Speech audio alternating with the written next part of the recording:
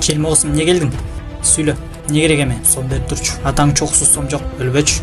Полный сериалды сом менен өткөрдүң го. Даң даң даң даң даң даң даң даң даң даң даң даң даң даң даң даң даң даң. Могул эмне деп сүйлөп атат? Даң даң деп атат. Мен антип сүйлөбөм го. Эмилди жакшы көрөт бул бала. Сом берип турчу. Эми ушул баладан сом сурап атасың. А дагы кандай сөздөрдү билет? Өлө. Бүгүн свадьбаңа чыгыр, чыгыра албайт экенмин. Мына ушинтип бүгүн Кемал 54 сом чогултуп той берип жатасыңар.